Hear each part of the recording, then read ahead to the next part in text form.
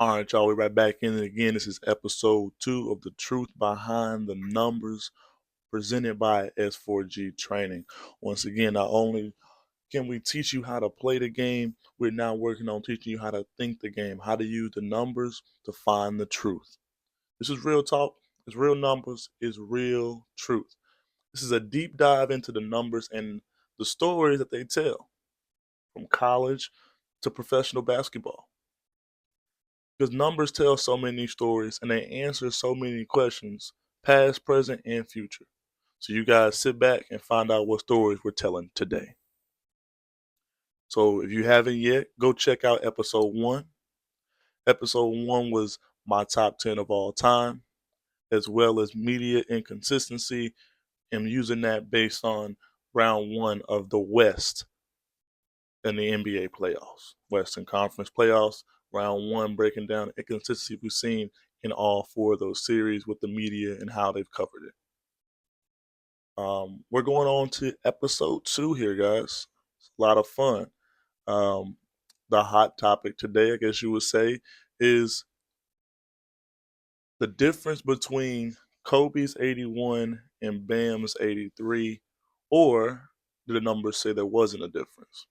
So again, not just taking the media's takes and how they see things at face value, but questioning everything that they say because a lot of times they're just running their mouths. Some people are right in the media, some people are wrong, but you got to find out where the truth is based on the numbers. We're also going to get into some more inconsistencies with the media when we turn over to the east side of the playoffs in round 1. Now, today is, guys, and we're doing this before any games come on today. So it is Wednesday the 29th. And as of right now, I'm going to go through the East games, the playoff brackets. Right now, the Pistons versus the Magic is 3-1. The Magic are up. The Cavaliers are tied 2-2. The Knicks are up now 3-2 over the Hawks, and the Celtics are up 3-2 over the 76ers. So this is when I'm going to be filming this. So this will probably come out after, I believe, the Pistons and the Magic, as well as the Cavaliers and the Raptors play today. And then the late night game will be the Rockets versus the Lakers. So this is going to come out after that, but we're recording it before. We're going to jump into it, guys. Again, like, comment, subscribe. This is Truth Behind the Numbers presented by S4G Training. All right, so let's talk about what the media has put out there so far when Bam had his 83. What were we hearing? Unethical hoops. Um, he didn't break the record. He didn't really get the record. Um, Kobe's was done differently. Kobe was down the entire game. Kobe, his team needed all these points for them to win. Um, why didn't he sit out of respect to Kobe, not to break the 81? Um, just stuff along that lines. Like, it's unethical hoops. He shot too many free throws. Um, it wasn't right at the end of the game. He was really going for it, and it was no longer real basketball. He had a 15 and 20 point lead. Why is he still in the game? The game's won. It's a lot of that going on. And, Kobe's happened in 2008, okay? Long time ago. And he also did it against the Toronto Raptors, who at that point in time weren't the best team. Because you also heard about, oh, the Wizards, they aren't the best. They're not really a real NBA team and all these things. So I'm going to go deep into the numbers. I'm going to dive in when Kobe had his points, what he had at certain points in time in the fourth quarter, how much his team was up, how much Bam was up, how much time they both played, the teams they played. We're going to break down all these numbers so we can make sure we have a clear view of the difference between their games or the lack thereof and whether or not we should just, instead of having revisionist history, because a lot of times when it goes to big games, happened a long time ago, it's like we play decade telephone, right? And this is what happens. So like there'll be a big event or a big thing, and things get skewed on what actually happened. So say it's Kobe's 81 points. Like, oh yeah, he was down the whole game. In the fourth quarter, he brought him back, did all this stuff, and it's telephone because the story that actually happened versus the story that people are telling to bash another player, especially a newer age player, because I always say back in my day it was like this, back in my day it was hard, back in my okay. So now what happens is they say a lot of these things as if you can't just go back and look and see what actually happened. I knew there wasn't as much technology, but there still was some. And so we're gonna go back, we're gonna look at this stuff. Okay. So I'm gonna go through Kobe's first, his score tracker. Then I'll go through Bam's, give you guys a comparison. Then we're gonna go into who they played against and their comparisons. All right. So Kobe in the first quarter had 14 points. His team was down 7. Going into the second quarter, Kobe had 12 more points.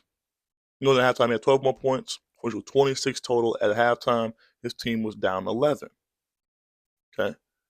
In the third quarter, Kobe scored 27 points,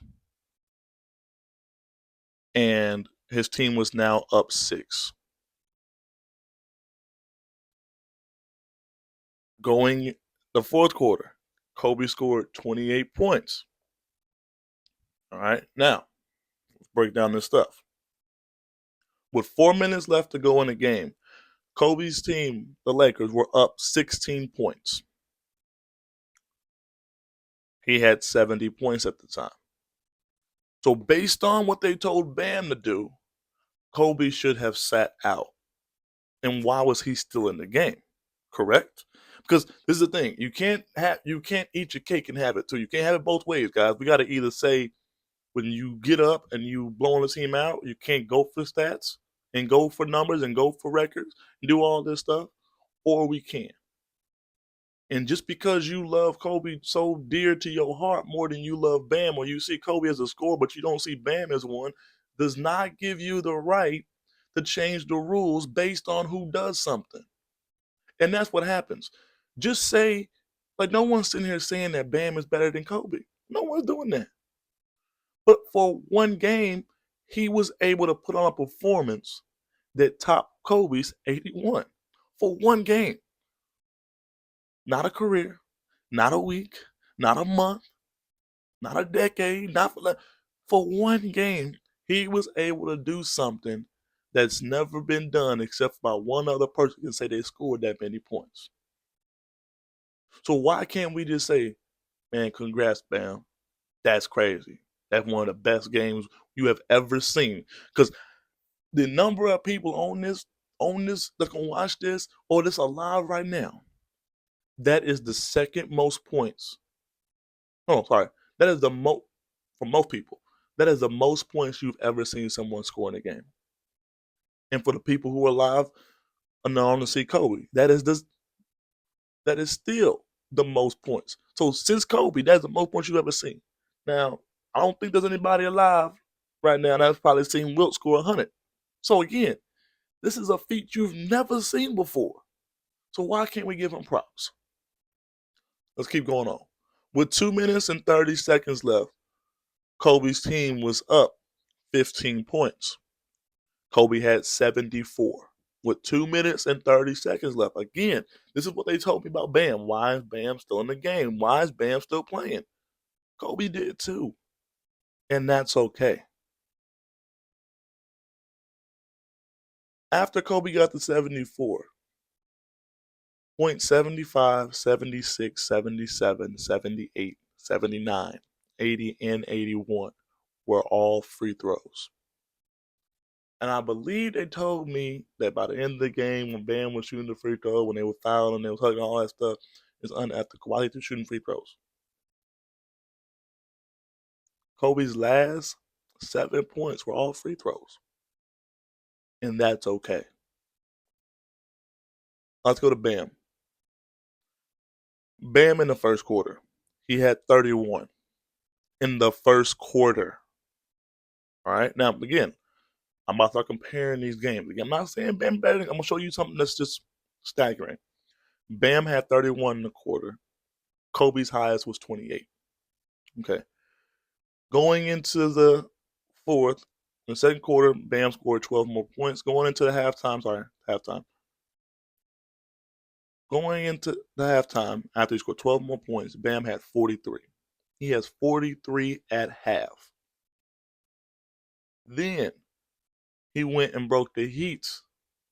He broke LeBron's record for the Heat. He had 19 more points. He had 62 going into the third. Kobe had 53 going to the fourth. Bam had 62 going into the fourth. Okay, so Bam had 21 in the fourth quarter. Kobe had 28 in the fourth quarter. Now, let's look at this.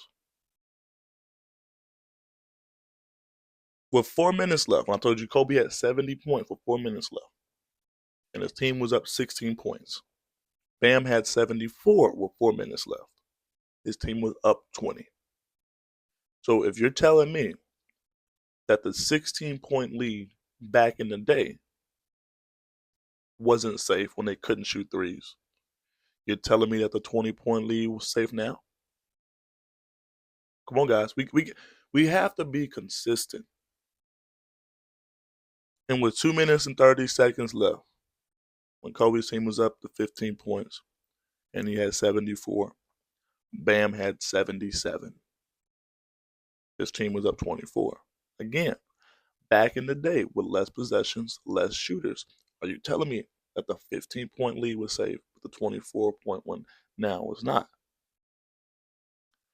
And so these are the things that you have to look to when people just start spewing stuff, because everyone has favorite players, and that's okay. And let me say this before it gets too far. I think I'm trying to say that Bam dropped 83. What I'm saying is there's no problem with chasing a record. And again, Bam didn't break a record.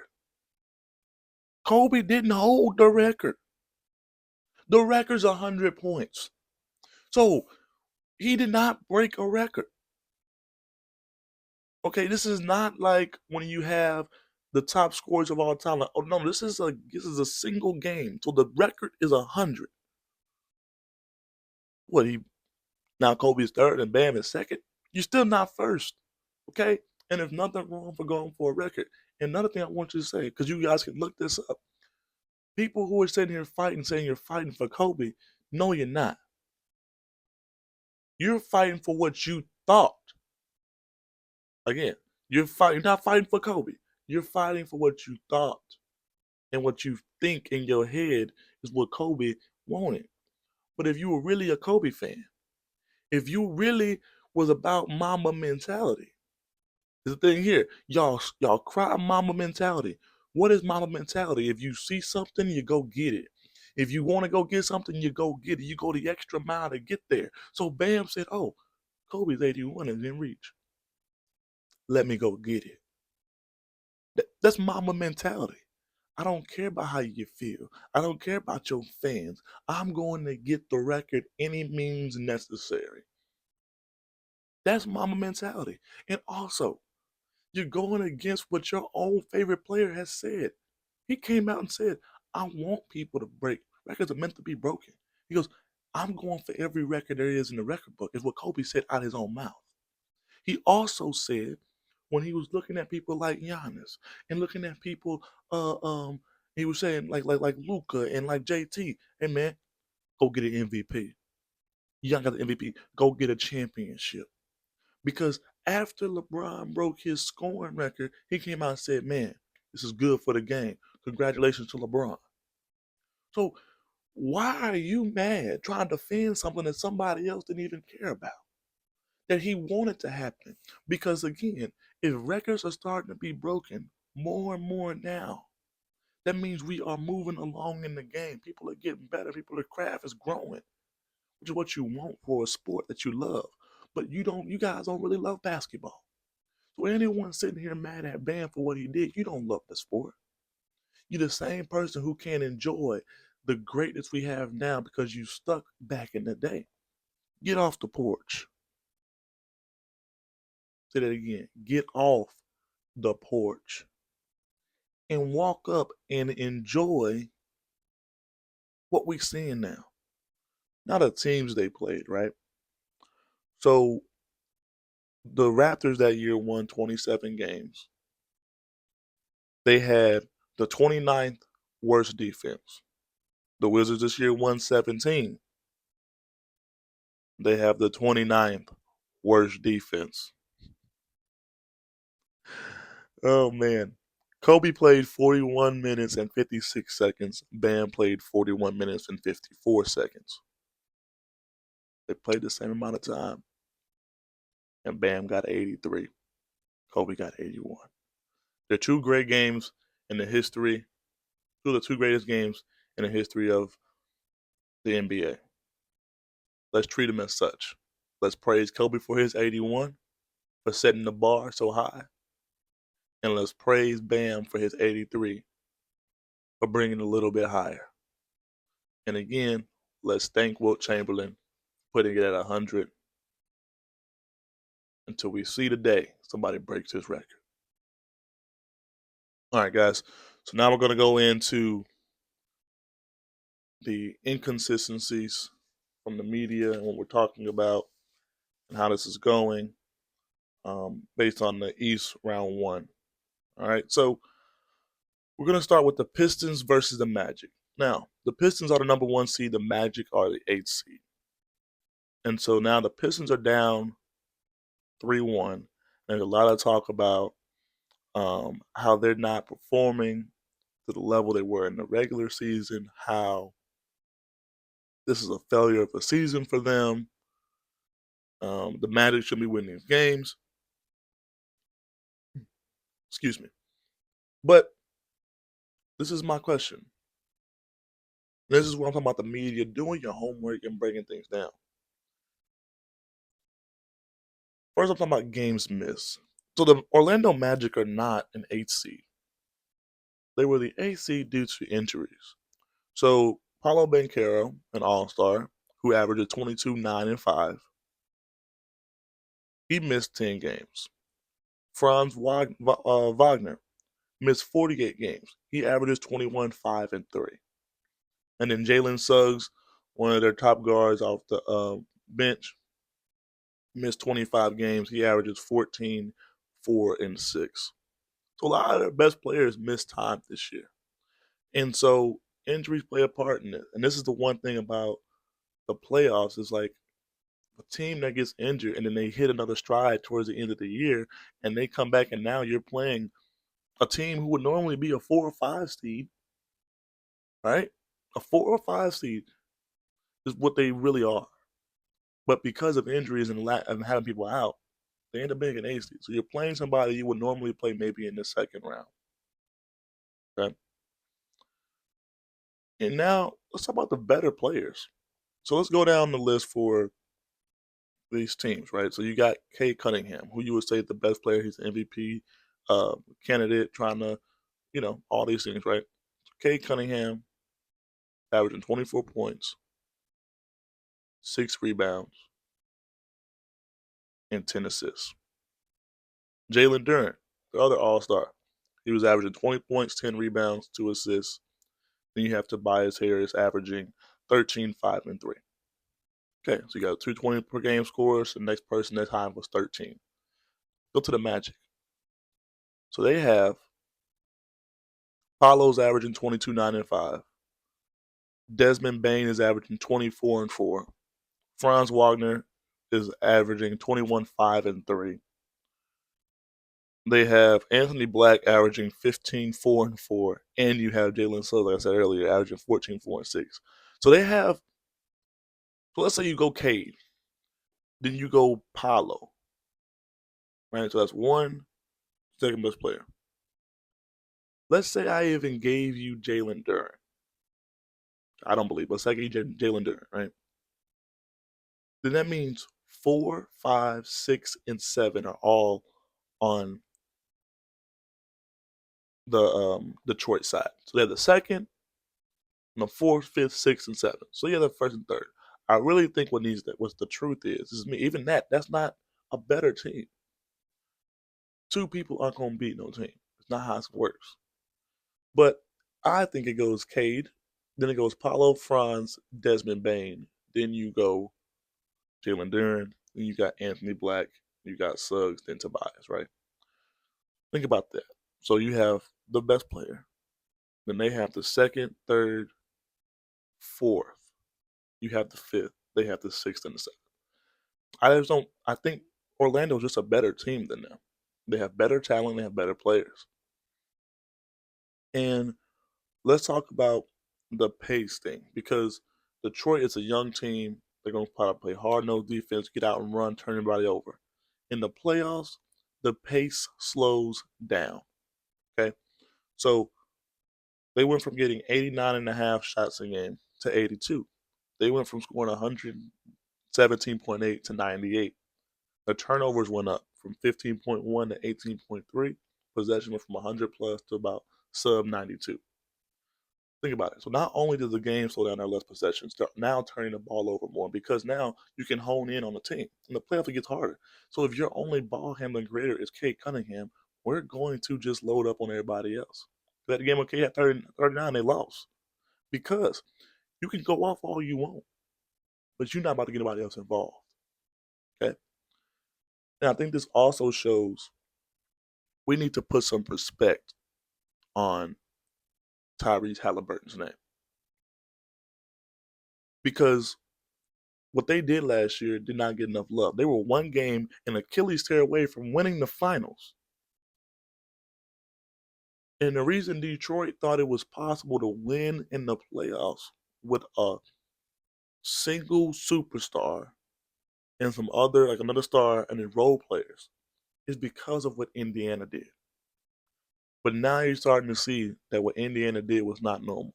What Indiana did was not easy. What Indiana did was special. And Tyrese Halliburton is such because now the Pacers winning sub 20 games this year, and they are the 14th seed, and they won 19 games. You went from being in the NBA Finals in a game 7, one game from winning, to winning 19 games, and the only thing you lost was Tyrese Halliburton. All right, moving on to the next one. We have the Cavs and versus the Raptors. And I'm going to start off with the playoff risers or a faller. Or, as Channing Frye said from the Road Tripping podcast, I'm going to steal it from him. I love that podcast, Road Tripping with Channing Frye, RJ, Allie Clifton, she's special. And then you got even KP Kendrick Perkins be on there too. All right. He said, are you a roach or a moth? What are you talking about? Because when you turn the lights on, the roaches scatter. The light come on, the moth goes right at the light. What are you in the playoffs? Do you scatter when the bright lights come on? Because the regular season's done. Or do you go right at the light? Meet it head on. So James Harden in the regular season, he averaged 20.5 points. In the playoffs so far, he's averaging about 21.8. Okay, went up.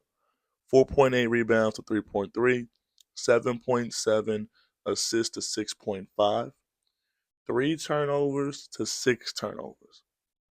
So, thing about James Harden, he is known around the media spaces to not perform to the level he always performs in the games you need. I give you about 2 that are good and 2 that are bad. His shooting percentage has went up from 2, went down from 3. I play like this. I don't think if you are relying on James Harden to lead your team to a championship, I think you're asking for the wrong things. Like, yeah, he has more turnovers, all that stuff.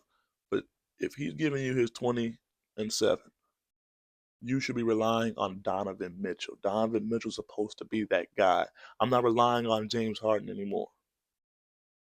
Donovan Mitchell went from averaging 28 points to averaging 24. He went from having 5.7 assists to 3.8 assists. So Donovan Mitchell is now rising. He used to be a playoff riser all the time. We've watched him do this before, but he's struggling in this playoff series against a younger, more athletic team, being a smaller guard. Then you have Evan Mobley. He did pretty much stay the same: 18 to 16, 9 rebounds, 7 rebounds, 1.7 blocks to 0.8 blocks. So almost 2 blocks a game. Now he's getting about one, so one less block, not too bad. Then you have Jarrett Allen. This is the one right here that is staggering. He went from averaging 15.4 points, now he's averaging 8.8, 8.5 rebounds to 7, and he's shooting about 4% left from the field. And I think what's also not being talked about enough is the Raptors are better than advertised. You got BI who averages 22 points, 6 rebounds, 4 assists. You got Scotty Barnes averaging 18, 8, and 6. You have RJ Barrett averaging 19, 5, and 3.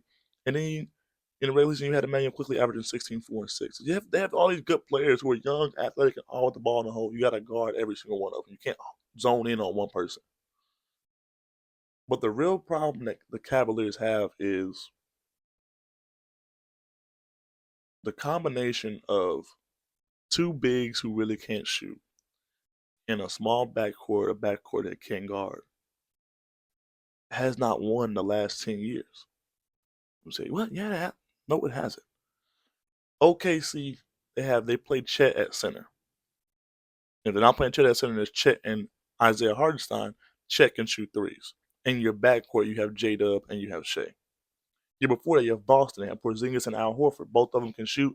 Drew Holiday, Jaylen Brown can both guard. Denver, you have Jokic and Aaron Gordon. Jokic can shoot. Aaron Gordon can shoot. In the backcourt, you have KCP. You have Golden State. Oh, well, Steph is small. Okay. But what you did is you ran Draymond Green at the center position with Andrew Wiggins at the 4. Andrew Wiggins can shoot threes. Then you still had Clay and Jordan Poole and Andrew Wiggins to guard to negate Curry not playing defense. Milwaukee, you had Brook Lopez and Giannis. Brook Lopez was shooting threes, 40% clip. And in the backcourt, you had Drew Holiday and Chris Middleton. LA, the year before, you had Anthony Davis playing the center or a power forward, and the other center wouldn't shoot, but Anthony Davis could shoot. And our backcourt, you had either Brian, KCP, and Danny Green. You can guard. The Toronto Raptors had Marc Gasol and Pascal Siakam. Both of them can shoot. Then you had Kyle Lowry and Van Fleet. Kyle Lowry can guard, and you still had Kawhi on the floor. Then you had Golden State 2 times in a row, where you running Kevin Durant, Draymond Green, power forward center. And in the backcourt, you still had Clay and Iguodala on them. And then the 10th one is you have Cleveland. We have Kevin Love running center with Braun, or you had Kevin Love and Tristan Thompson. In your backcourt, you had J.R. Smith or Shump going alongside Kyrie Irving. So I just don't think the Cavaliers are built to be successful. And I think us believing they can win any further than the first round is just not going to happen. It's just history does not show that they have the formula to be a winning team. And now let's go over to the Knicks and the Hawks. So one, Becky Hammon, Las Vegas Aces head coach, former top player in the women's basketball scene. Really, really good. She was an assistant over there with the Spurs. She came on live TV and said they don't have a guy. Talk about the Knicks. They don't have a guy. And Kendrick Perkins was like, what? No. They got a guy. His name is Jilly Big Body Brunson. Big Body Brunson. And she said, small guards cannot be your guy. You can't win with a small guard being your main guy. And she's like, the only one that's done it is Steph Curry, and he's the greatest shooter to walk the face of the earth. And she's right. I just named up the last 10 champions. None of their main guy was a small guard except for Steph. And then 2 of those that Steph won, he had Kevin Durant right next to him. So no, you can't build your team around Jalen Brunson and win. They can be in the semifinals, the conference final, but they're not going to win a championship with Jalen Brunson as the number one guy. And Tom Thibodeau is older than apology. If the Knicks don't get to the conference finals, minimum, if they don't win a championship, actually, if they don't get to the finals, they gotta win it. If they don't get to the finals, you owe Tom Thibodeau an apology because he went semifinals, conference finals. So if they don't get to the conference final, this is a failure, and you fired this man for no reason. Because this year they won 2 more games, and their offense was 1 point better. Defense was about the same. He's owed an apology if they don't get to the finals at least. All right, and then on the other side, Golden State's handling of Kuminga and the other young stars like Jordan Poole and James Wiseman is baffling to me because you can't tell me that the Warriors team couldn't have used Kuminga because since Kuminga has been over on the Atlanta Hawks, they've been one of the best teams in the league. He was a missing piece for them. You say, well, what do you mean best team in the league? In all of March, the 4 best teams in the league were OKC, who people think will win the championship, the Spurs, who they believe can win the championship, and then when Luka and Reeves were there with the Lakers, who were also playing some of the best basketball as well. And then the Hawks. So OKC was 14-1. The Lakers were 15-2. The Spurs were 14-2, and the Hawks were 13-2. They were one of the 4 hottest teams in the NBA. And since Kuminga had been there, they're 18-5. But the Warriors, you couldn't use them. You lost a playing game. And you couldn't use Kuminga. You couldn't use the youth and athleticism averaging 15 points. You couldn't use them. Steve Kerr, you couldn't change your offense up. Are you that stuck in your ways? You couldn't move over. You couldn't adjust. For young talent, you can't adjust for find a way for James Wiseman. Maybe you shouldn't have drafted James Wiseman. You could have had LaMelo Ball. You couldn't adjust. You couldn't tell Draymond and Jordan Poole. You couldn't be a leader in the thing. You couldn't tell them to figure it out. But okay. Because you tell me that the Warriors have a better talent, so is Steph the best out of the whole pool? Yes, he is. You had Jimmy Butler at first before he got hurt. He would have been the second best. Then you maybe go Jalen Johnson, Richard Shearer. Then you go Dyson Daniels, Nikhil Alexander, CJ. But you had KP, you had Draymond Green, Pods, Moses Moody. But you couldn't use a Kuminga. And again, before I get out of this thing, man, somebody got to tell my boy CJ, we see you. CJ McCollum is back, y'all. He's back. Better than ever. He's averaging 25 points per game in this series right now on 51-35 splits. This is the highest points per game ever he's ever averaged in the playoffs. And then, yes, that's including Portland when he was next to Dame Dollar. So, CJ, we see you. Welcome back. Man, get everybody away from the Wizards. They ruining careers over there, man. People thought CJ was gone. And last but not least, man, let's go and get into this Boston versus Philly. Jaylen Brown is that guy. And again, talked about a little earlier about this double standard. Why is Jaylen Brown not in the MVP conversation? Because if we go back and look at how many people had them being out of the playoffs, being an AC, not having a chance to be competitive because Jason Tatum was out, and Jaylen Brown said, "Hold my beer." So let's look at this. So they went from 61 wins to 56 wins. Their net rating went from 9.5 to 8.1. Remember, there's no Jason Tatum, there's no Drew Holiday, and there's no Kristaps Porzingis. 3 players who all played a pivotal role in them winning a championship one was hurt and 2 were traded away. And Jaylen Brown averaged 29, 7, and 5. But he couldn't be the MVP. What is an MVP if it's not Jaylen Brown? What is an MVP if it's not doing something that's dragging a team to a place they shouldn't have been based on what the media said before the year even started. This is the inconsistencies I'm talking about. Because what is Shea doing that Jaylen Brown's not doing? What is Jokic doing? And his team is what, third? And it's supposed to be good. Their players are there. What is he doing that Jaylen Brown's not doing? I know Jaylen Brown guard and Jokic doesn't. The only other person that's doing what Jaylen Brown is doing is Wemby. I don't think anyone had the Spurs being second. I don't think anybody had Boston being second. So they're overachieving because of their greatness. OKC was supposed to be great. They're the defending champions. They're supposed to be great. But he gets to be the MVP most likely this year. But Jaylen Brown ain't getting no love, but Jokic does. Again, the media has their favorites, the people they don't like, and they don't like Jaylen Brown for some reason. I don't understand it.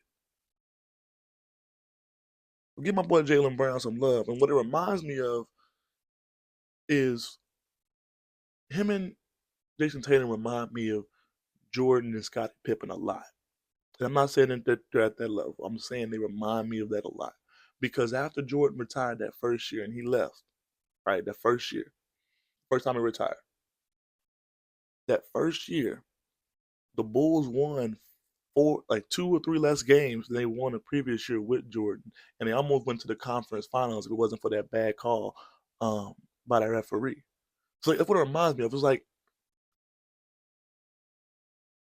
they always say certain players raise the floor and some players raise your ceiling.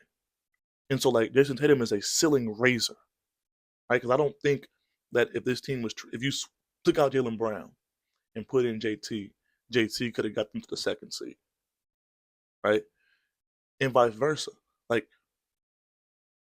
Scottie was doing so much rebounds, passing, assists that, like, you can keep the team afloat and getting to games and winning games because he can keep everybody else involved.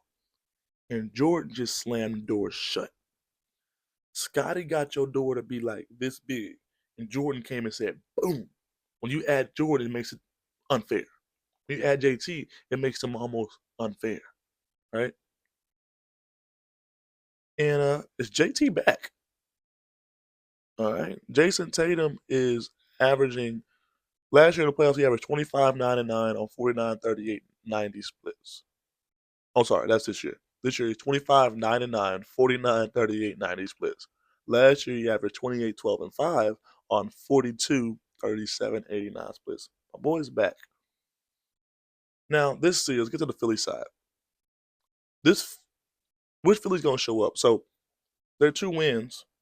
Tyrese Maxey goes and gets you a lot of points, but he always had a running mate. So, the first time it was VJ Edgecombe. They get 59. They outscore Tatum and Brown. Then you get the next game is 58 between Tyrese Maxey and Joel Embiid, and JT and Jaylen Brown only have 46. So Tyrese Maxey has to beat him, and then you need VJ, Paul George, or Joel Embiid to come in there so they can outscore the Celtics backcourt. But look at this. This is what it's going to be. It's going to be, this is me. This series is going to rely on Boston's threes falling or not, and does MVP Embiid show up? Whichever one of those two happens, these next 2 games, is who's going to win this series. So the first game they won, Boston shot 37% from 3. They made 16, and Philly only made 4. No chance to win that game. Next game, Boston lost. They hit 13 threes on a 26% clip, and Philly made 19 on a 48% clip. Next game, Boston wins. They made 23s. Philly makes 12.